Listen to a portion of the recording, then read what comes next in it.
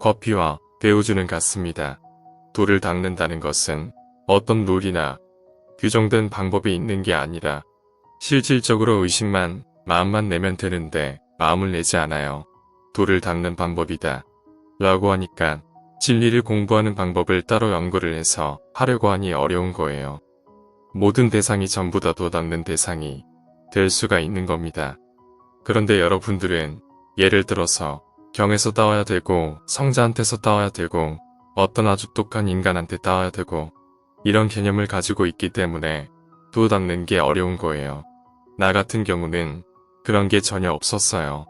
아버지가 이렇게 해라 라고 하면 즉 어떤 동기선을 나한테 제시를 하게 되면 거기에 대해서 몇 날 며칠이고 완전히 깨달을 때까지 천지인에서 하늘까지 올라갈 때까지 그걸 연구를 했어요. 그렇게 하니 그것이 하나로 흐르는 걸 볼 수가 있어요. 즉 말해서 하나에 귀결되는 것을 볼 수 있어요. 오직 하나, only one. 예를 들어서 우리 금행자 아버지께서 들깨나무를 보았느냐. 제때 수확하지 않으면 수확이 떨어지느니라. 그리고 먹어야 될 음식이 떨어져 없어지느니라.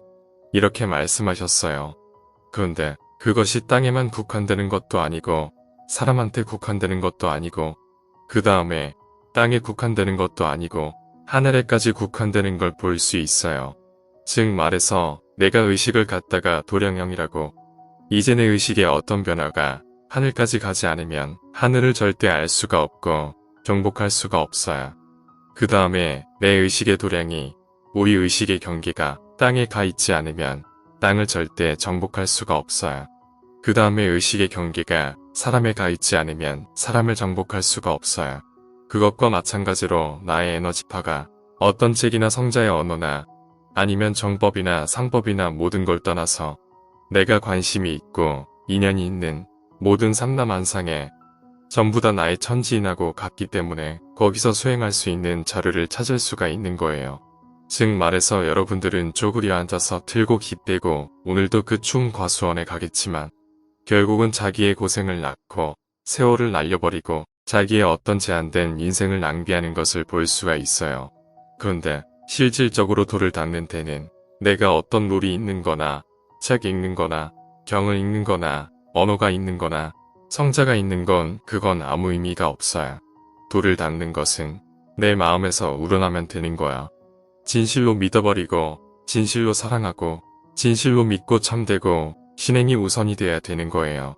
신행이라는 것은 믿는 행함이 있어야 되는 거예요. 그런데 여러분들은 그것을 내지를 않아요. 예로 길을 갈 때 내가 길을 간다가 아니라 우주를 간다 해도 되는 것이고 그것이 사람을 키운다는 것도 되는 것이고 지구를 가꾼다는 것도 되는 것이고 모든 것이 통용이 되는 겁니다. 그러니까 하나의 대상이 설정이 될 때 그것은 전부 다 하나로 흐르고 리졸트 원, 즉 하나에 귀결되는 것을 볼 수가 있단 말입니다. 근데 여러분들은 그것을 다르게 생각하고 있어요.